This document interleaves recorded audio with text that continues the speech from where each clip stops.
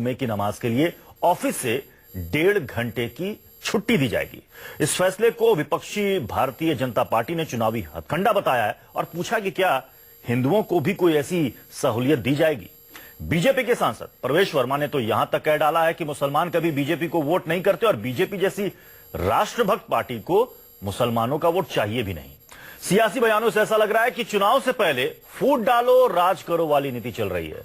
5 की पंचायत में आज हम यही सवाल उठा रहे हैं कि क्या दफ्तरों को भी हिंदू मुसलमान में बांट रही है उत्तराखंड सरकार। और सवाल यह कि बीजेपी सांसद ने चुनाव को हिंदू बनाम मुसलमान की लड़ाई क्यों बनाया।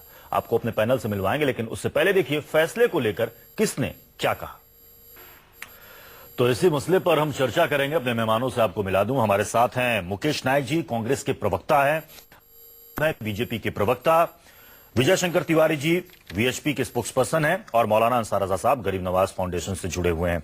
मुकेश नायक जी, बीजेपी ये पूछ रही है कि इसके पीछे लॉजिक क्या है कि आप मुसलमानों को जुमे की नमाज के लिए 1.5 घंटे की छुट्टी दे रहे हैं, तो इसी तरीके से हिंदुओं को भी दे दिया जाए, उन्हें भी पूजा करनी होती है।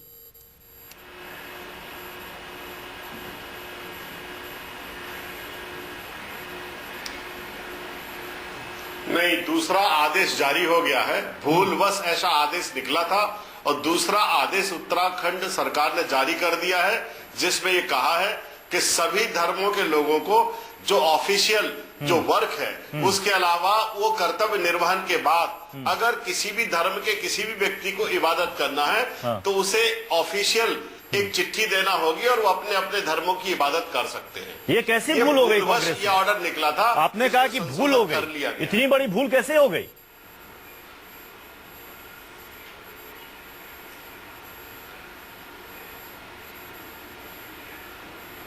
भूल किसी से भी हो सकती है, दुनिया के हर आदमी से भूल हो सकती है। हमसे भूल हो गई, हमने उसको सुधार लिया और भूल को स्वीकार करना कोई बुरी बात थोड़ी है। नहीं, पॉलिटिकल प्रेशर के बाद इसे सुधार लिया गया। अगर सवाल नहीं खड़े किए जाते तो शायद ये भूल सुधार होती भी नहीं। जी नहीं, देखिए ये होता है, ये होता है और होता रहेगा और यहां भी हुआ है कि भूल सुधारने के लिए कहा जाता है, लोग हस्तक्षेप करते हैं कि ये गलती हो गई, इसको सुधारिए। यहां भी ऐसे ही हुआ है, इस बात को भी मैं स्वीकार करता हूं। या फिर कांग्रेस को ऐसा लग रहा था कि ये जो भूल जिसे आप कह रहे हैं, कांग्रेस को ऐसा लग रहा था कि इस फैसले से कांग्रेस का जो हिंदू वोट बैंक है वो नाराज हो जाएगा, इसलिए इसे कांग्रेस भूल कह रही है।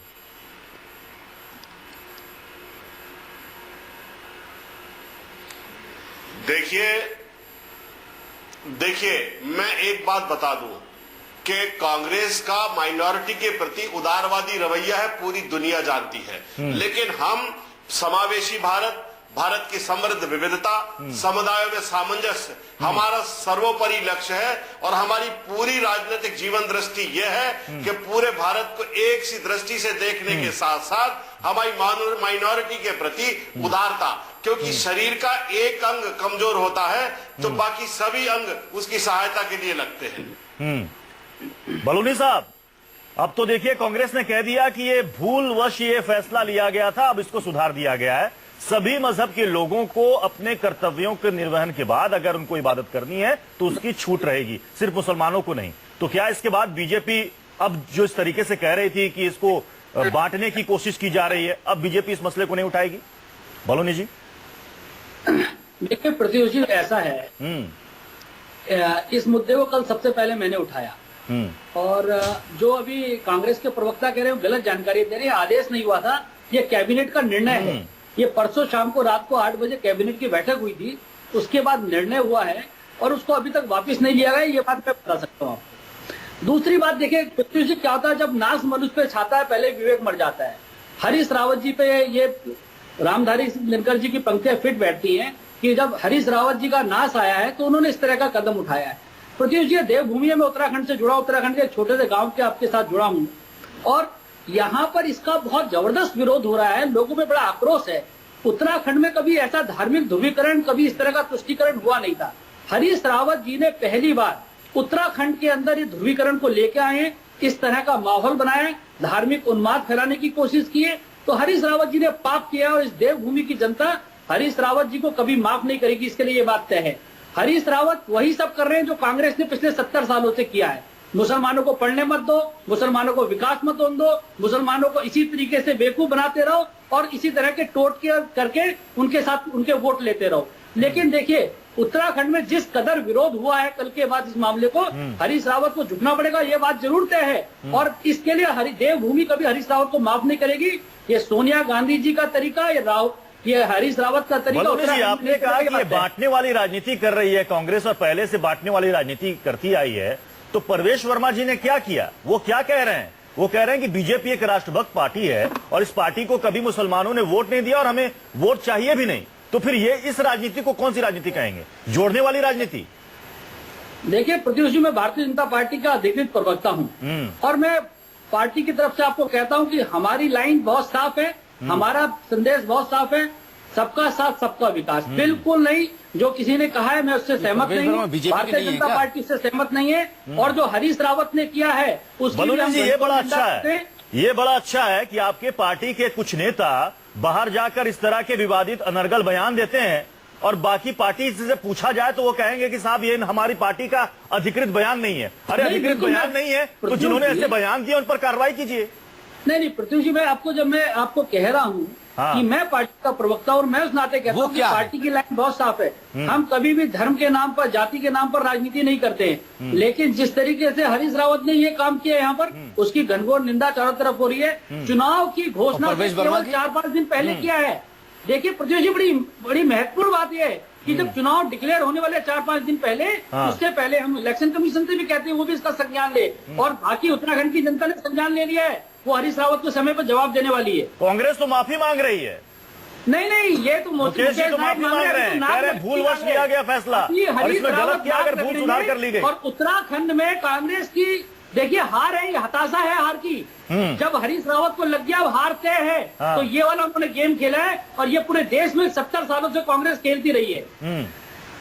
अंसार रजा साहब जी, आपने कहा कि भाई प्रवेश वर्मा जी क्या है, वो बीजेपी के नहीं है, लेकिन हम मूल सवाल की ओर लौटते हैं। मूल सवाल ये है कि कांग्रेस कह रही है कि साहब मुसलमानों को नमाज के लिए आप 1.5 घंटे की मोहलत दे दी जाए। अब ये कह रहे हैं, जबकि ये कैबिनेट का फैसला था, शनिवार की रात को लिया गया, ये खबर बिल्कुल सही है। बिल्कुल। बाद में क्या हुआ कि अचानक से अब कांग्रेस कह रही है कि नहीं, ऐसा फैसला ले लिया गया था लेकिन भूल थी, उसको सुधार लिया गया। सवाल है कि ऐसे फैसले की नौबत क्यों आई? क्या जहन में, दिमाग में साफ साफ है कि मुसलमानों को रिझाना है? फिर एक डर ये भी है कि अगर मुसलमानों को रिझाएंगे तो हिंदू छिटक जाएगा। असल मसला क्या है खरे साहब, हिंदुस्तान की जो सियासी पार्टियां हैं वो ये समझती हैं कि हिंदुस्तान का मुसलमान हमारा जर खरीद गुलाम है, हम थोड़ी सी लालच उनको दे देंगे नमाज के नाम पे। देखिए उन्होंने जो ऐलान किया है, मैं समझता हूं कि बलूनी साहब हमारे सामने बैठे हैं और मैं तो ये कह सकता हूं उनसे कि अगर हालात ने साथ दिया तो हम आने वाले चीफ मिनिस्टर से बात कर रहे हैं उत्तराखंड के, जहां तक मेरा दिमाग काम कर रहा है। देखिए बलूनी साहब मुस्कुरा गए हैं।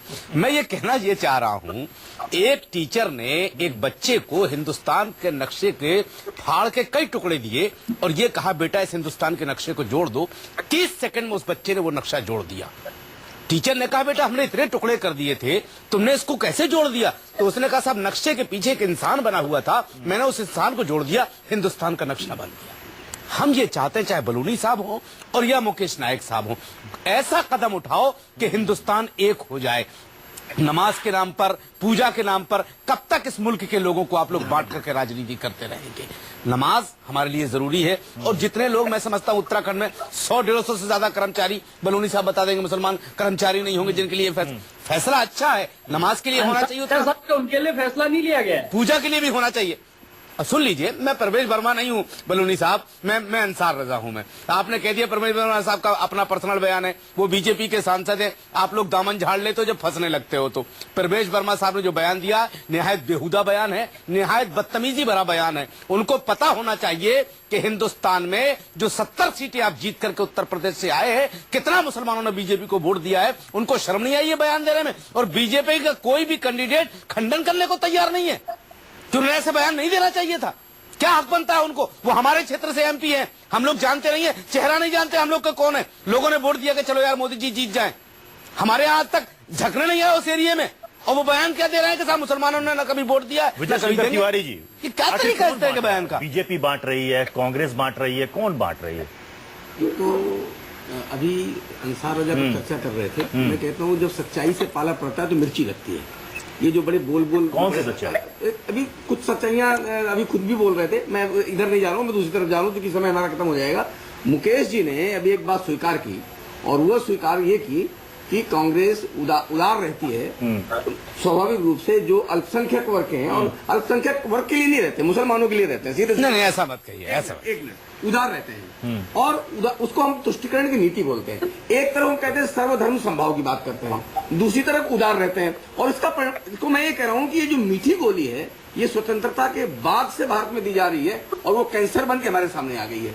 और कैंसर का इलाज आपको पता है क्या होता है? कैंसर का इलाज होता है उसका ऑपरेशन करना, ऑपरेशन ही उसका इलाज होता है। और उसके कारण आप देख लिया सामानों केस मीठी गोली नहीं जो क्या था। आप देश के प्रधानमंत्री मनमोहन सिंह जी ने एक बार कहा था कि भारत के संसाधनों में सबसे पहले मुसलमानों का हक है। ये मीठी गोली है। और जो कल उत्तरांचल में हुआ, उत्तराखंड, हरीश रावत जी ने उत्तराखंड उत्तरांचल वो उसमें हुआ, हरीश रावत जी ने 90 मिनट का एक समय दे दिया। यानी कुल मिलाकर के ये जो मीठी गोली है, ये जब तक मीठी गोली चलती रहेगी, ये देश अगर ये का जो मीठी कैंसर गोली बढ़ता रहेगा। बाकी सभी मजहब के लोगों को दी जाती तो अच्छा रहता, क्योंकि ऐसा थोड़ा खाली मुसलमानों को दे दी इसलिए बीएचपी को एतराज हो गया। मर्ज किसी एक ही मजहब के लोगों को हो।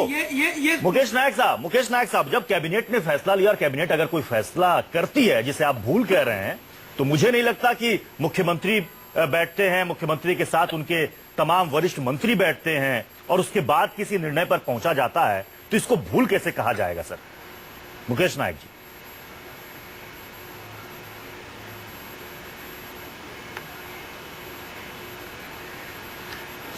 जो मैंने कहा वो तो आपने सुन लिया, और जो मैंने कहा वही सत्य है। भूल सामूहिक भी हो सकती है। दूसरी बात मैं ये कहना चाहता हूं कि उत्तराखंड को कांग्रेस दो भागों में बांटकर देखती नहीं है। उत्तराखंड देवभूमि है, वहां बद्रीनाथ जैसा ज्योतिर्लिंग है, जिसके लिए हरीश रावत जी ने जो काम किया है वो काम इतिहास गवाह है। बीजेपी के बड़े बड़े नेताओं ने, सुश्री उमा भारती जी ने कहा कि इतना अच्छा काम किया है कि उनकी जितनी प्रशंसा की जाए वो कम है। ये कहा उमा भारती जी ने पूरे देश के सामने। तो ये जो बैलूनी साहब को लग रहा है ना कि अभी ये कुर्सी पर बैठने वाले हैं, ये इनकी गर्मी जल्दी दूर हो जाएगी। हम उत्तराखंड को तीर्थ के रूप में देखते हैं, देवभूमि के रूप में देखते हैं, और उत्तराखंड को कभी दो भागों में बांटकर राजनीति करने की बात हम सोच नहीं सकते हैं। हरीश रावत ऐसे नेता हैं जो श्रमिक आंदोलन से जुड़े रहे और सदैव उन्होंने एक धर्मनिरपेक्ष भारत की कल्पना की और पूरे समाज को एक सी दृष्टि से देखा। मुकेश जी कहते हैं कि इंसान हर गलती से सबक लेता है। मुकेश जी बिल्कुल साफ सुथरे कहते हैं कि इंसान हर गलती से सबक लेता है। पूरे समाज को आपने कहा ये भूल हो गई, हमने भूल सुधार लिया, गलती हो गई, हमने गलती सुधार लिया। तो अभी चुनाव नजदीक है, 1-2 महीने के बाद उत्तराखंड में चुनाव होने वाले हैं। उससे पहले इस तरह की और भूल देखने को मिलेगी क्या कि जब मुद्दा बनेगा तो कहा जाएगा कि भूल हो गई, हम फैसला वापस लेते हैं? मुकेश जी।